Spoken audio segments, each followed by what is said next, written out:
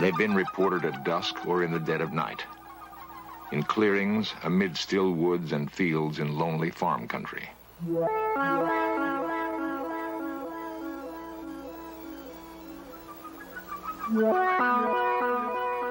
Sometimes they come in silence, sometimes with quiet thunder. Often they leave marks in the earth, signals of their passing. They've been seen but fleetingly, and their extraordinary presence creates a frightening mystery. In fields from West Virginia through Wisconsin to Oregon are the beginnings of answers.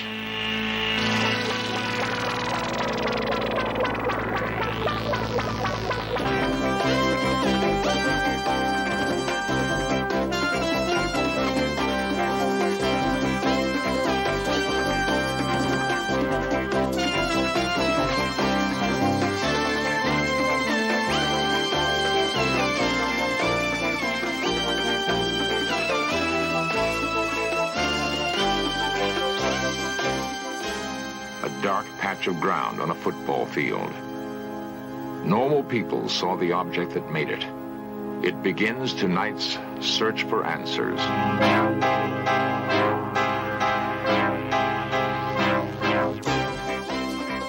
This series presents information based in part on theory and conjecture. The producer's purpose is to suggest some possible explanations, but not necessarily the only ones to the mysteries we will examine.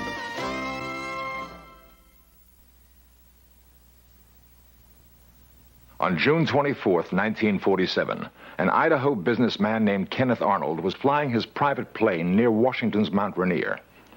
He saw 9 disc-like objects moving rapidly along the horizon. Arnold said they moved erratically, like saucers, skipped across a pond. Flying saucer thus became part of our language. After the Mount Rainier sighting, unidentified flying objects were reported all over the country, an astonishing number of them. And the sightings have continued to this day.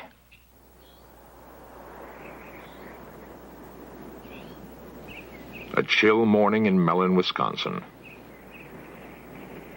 Quiet fields and quiet people. Yet something remarkable happened on the Mellontown Road. Something that would have seemed incredible if it hadn't happened to people as down to earth as the town of Mellon itself.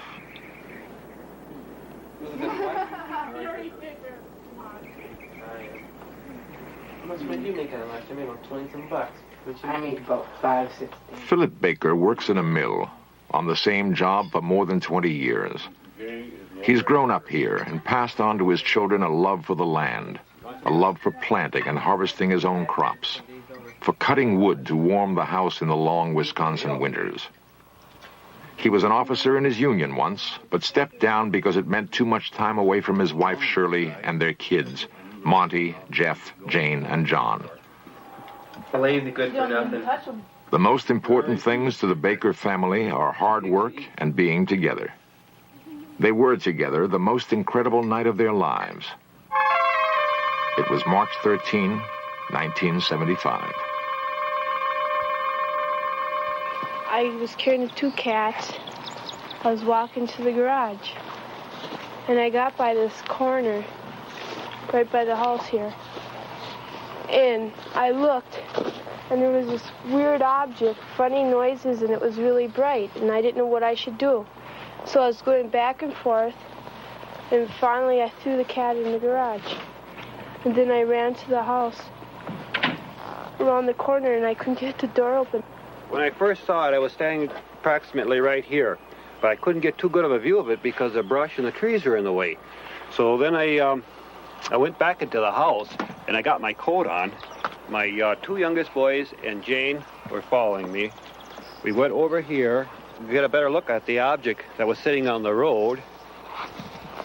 And my curiosity still wanted me to get a better view of it.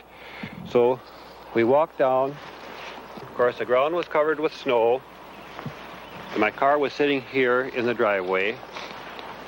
And of course, there were snowbanks on the side of the roads, and there's where I got my estimate of the size of the object, approximately 12 feet in diameter, also with the markings in the snow, and I would judge the object at the center of it was approximately 6 feet high. It was like a turtle.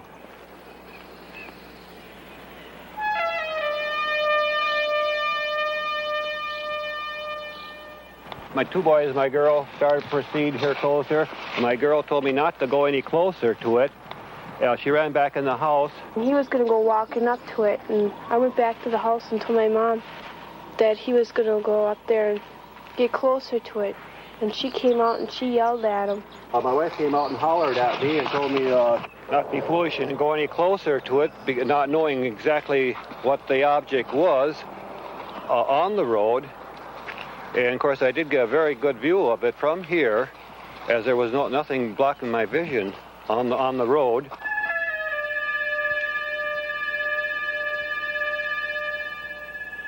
Montgomery was looking out the upstairs windows where he got his view of the object. And we went in the house and we called the deputy sheriff. And when the deputy said hello, there was a boom and it was gone. I went out and I couldn't see it anymore. The sheriff came and he saw nothing. That can be a pretty lonely feeling, to have witnessed something incredible and be unable to produce evidence. Loneliest of all, perhaps, for the Baker children. They would want to tell their story to friends at school. But who would believe them? Oh, Monty, my oldest boy, he was all upset. He told my other two boys, now don't say anything. Don't say anything to kids at school. We don't want nothing of this to get out. And, of course, Janie was in tears. She says, well, I know what I saw. She says, you trying to tell me I'm crazy or something? She says, I know what we saw. She says, don't try to tell me I didn't see anything, because she said, I know I saw it. And she was in tears and everything else that night. And, of course, the undersheriff, I apologized when he left me off here, because I thought, well, no, we didn't find anything. He'll think I'm a little off, too. And he said, no, don't forget, just forget about it. I said, well, okay, let's forget about it. No, I said, but don't tell anybody then. Matter of fact, I even mentioned him. I said, don't tell anybody. I said, just forget it then. Because I said, let's drop the whole story. Mellon has a newspaper, the Weekly Record. Editor Jasper Landry knows just about everybody in Mellon by first name. I've known Mr. Baker for about 30 years, and he and his family have been here a long time. And when this story broke on the UFOs, he asked me not to put it in the paper because of the anxiety his family was being put through by callers and curiosity seekers. And so I thought that I wouldn't. And he was very appreciative. I honored his wish to not have it printed. The story got around anyway, of this country lane where the Baker family saw something big and metallic with red and green lights. Something that was gone almost as soon as it came. I am George Ree, Mellon, Wisconsin. I am the undersheriff of Ashland County. On this night in question, I answered a complaint of Philip Baker, and I arrived at the site and I investigated it, and I firmly believe that the Baker family did see an object. Sheriff Ree had good reason to believe Baker's story. He may have arrived at the Baker house too late to see anything there. But when he left, a second call came to investigate reported lights in the sky.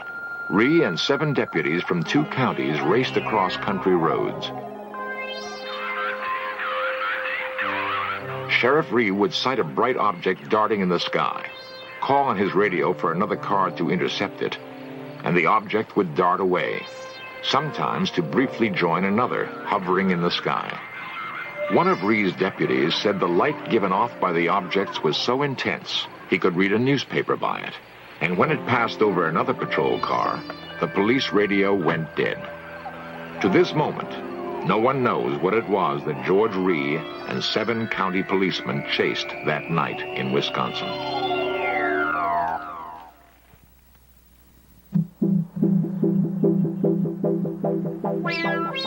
Big Chimney, West Virginia. It has been suggested that the overwhelming percentage of UFO sightings occur in small towns and rural farmlands for good reasons. The view is less obstructed, for one thing. The residents are more likely to be looking up at the sky, more sensitive to the changing lights above. about 9:30 in the night. We were driving north on 119 towards Clendenin, and my wife saw some intensely bright lights in the sky, and she commented that this was the brightest airplane lights that she'd ever seen. I looked up, and there's this big diamond-shaped object with big flat ends set right above the treetops. Carroll Critchfield pursued his UFO to the spot where he saw it set down and found marks that could have been made by landing gear.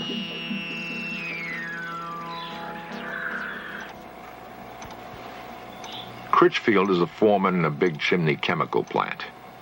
He's not the sort of man who is often called on to take lie detector tests.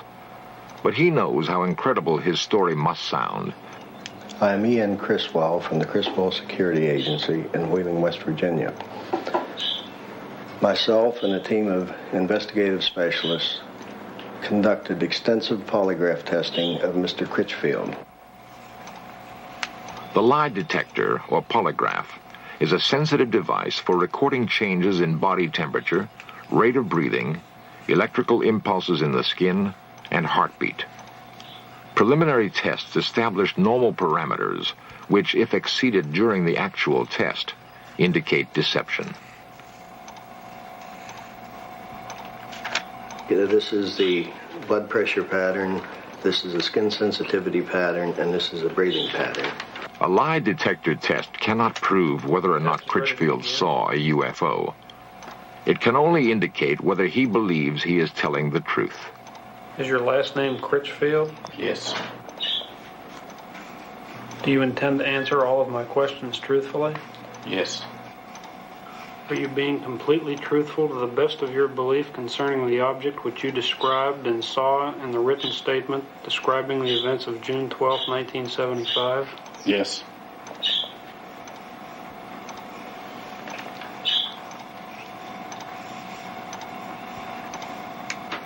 Are you being truthful when you say that in the first 35 years of your life you have never lied to a police officer? Yes. Are you being completely truthful when you say that you have no knowledge of how the burn spots and other evidence were created other than by the object described in your written statement? Yes.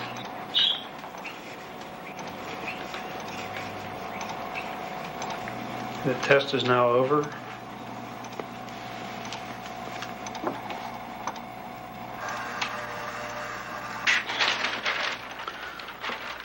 On the first question here concerning Mr. Critchfield's name, there was no reaction in any of the tracings. And the second question concerning the, does he plan to answer all questions truthfully? Again, there were no reactions indicating deception. And question number 3 concerning the object that Mr. Critchfield described in a written statement previous to this examination, there were no reactions significant of deception. On the question concerning the burn spots and the other evidence left by the object, there were no reactions indicative of deception. And it is our opinion that Mr. Critchfield has told the complete truth about all statements concerning the object he cited on June 12, 1975. It would be unusual indeed if a man not noted for vivid imagination and guile could invent a story about a UFO and then control half a dozen involuntary body functions in such a way as to fool a sophisticated machine and experienced technicians. Much easier to believe that something extraordinary happened on a hilltop in Big Chimney, West Virginia.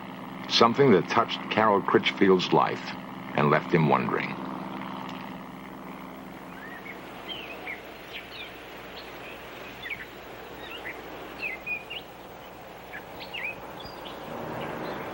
The pocket transit also can be used to Some men, like Ted Phillips, are dedicated to finding answers for the growing number of perplexed people who have had UFO experiences. Phillips is an amateur scientist and UFO investigator. Neat little pocket penetrometer.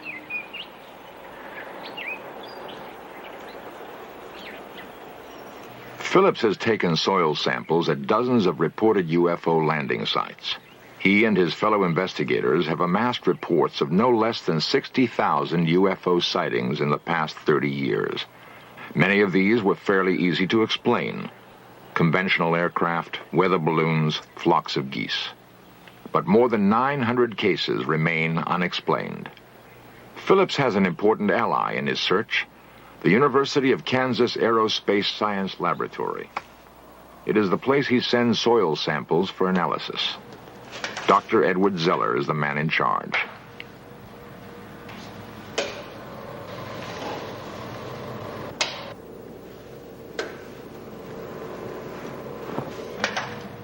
Zeller believes it would be unscientific to ignore UFO reports, and that the techniques of hard scientific analysis can be put to work finding answers. Medford, Minnesota.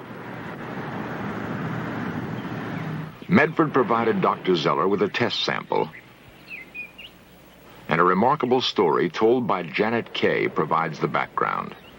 On the night of November 2nd, 1975, I was sitting here doing my homework, and I looked out the window, and right above the blue building, I saw a UFO come down out of the sky. And it landed behind the building, and behind the building is a football field. It landed there. There were two other witnesses, Janet's mother, Helen, and her brother, Jerry. A lot of people in town saw it. I don't know how many people saw it and told us the next day that they saw this thing up in the sky. In the sky. As we pulled around the driveway here, I noticed up by the blue shed over there that there was something in the sky. So I pulled out of the driveway, and I said, turn down here, we can maybe get closer to it. So we just went over this way. And then you could just see it real good before the trees. It was definitely right there. And we just drove up here, and by that stop sign there, the railroad tracks, there's a fence across, so we couldn't go any further. And we just noticed it. It was just coming right in front of the trees, and we just stood here a minute till we saw it just glide over the top of the trees, and then it was gone. Well, a couple days later, after we saw the UFO go down, I saw a lot of people over here looking at something, so I came over here and I found this big brown spot on the football field where the grass had been burnt. As you can see, the blue building is right over there, and the burned spot is right here. And it's right in line with the window we saw the UFO come down from. Now, this happens to be the sample from the Medford site, number 2, which does show some strange luminescence properties. And so I'd want to make sure that the sample that I'm dealing with is not in itself radioactive. And I don't find that it is. I don't see any evidence of increased radioactivity. Yeah, at the time, it wasn't scary. It didn't frighten me when I looked out the window and I saw it. I didn't get scared or anything. But afterwards, when I realized that what I had seen was unexplainable, that's when it started to get scary. And then when they found the patch on the football field, well, that got a little worse. Furnace ready to be inserted here into the light chamber. And now we've inserted the sample, which is on the electric furnace, into the chamber, and we're going to start heating it. It's been 6 months since we saw the UFO go down, and as you can see, the burnt spot is still visible.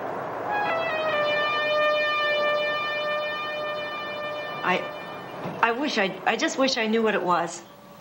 Don't you think so? Yeah, I mean, if it was something, from another country or something the Army was putting up in the air, I wish they'd come and tell us that this was it, and not just leave us out here thinking that it was something from some outer space place. I'd be satisfied with any kind of an explanation. Well, we're going to start off here by looking then at the glow curves, which I ran about 2 months ago on the Medford site. And if we look at the curve at the center of the site, we see that there's just a very small rise here. That is, the luminescence peak is very small. At the edge of the site, as we proceed along here, at the edge of the site, we discover the intense luminescence. Now, this luminescence that we are observing is apparently the result of some sort of radiation effect. It looks, at least, as though that particular sample at the edge of the site has been subjected to some kind of high-energy radiation. If I had never seen a UFO, I wouldn't believe in it. I wouldn't believe me if I were you.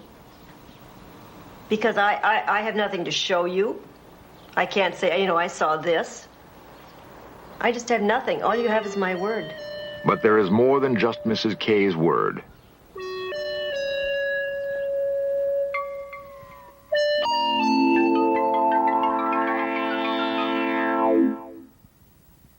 In a recent Gallup poll, 15 million Americans claim to have seen a UFO. 15 million. The same poll showed that 51% of the adult population is convinced that flying saucers are real. For those who haven't seen one, this is a recreation of what Carol Critchfield saw on a hilltop in Big Chimney, West Virginia.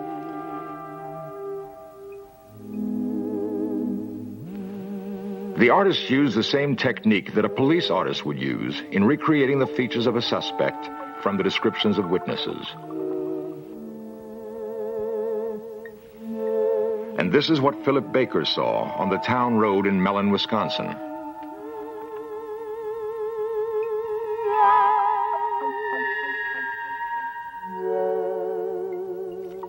Helen Kay and her children saw this object land on a football field in Medford, Minnesota. The last systematic attempt by the U.S. government to investigate UFOs was conducted by the Air Force and was called Project Blue Book. Project Blue Book ended in 1968. The Air Force had by then investigated more than 11,000 UFO sightings and found explanations for all but 676. The Air Force seemed to have no interest in the sightings it could not readily attribute to earthly phenomena. Perhaps it's time to approach the question of UFOs again, without bias. For we can only hope that if we are being studied by aliens, it is with more thoroughness and care than we have focused on them.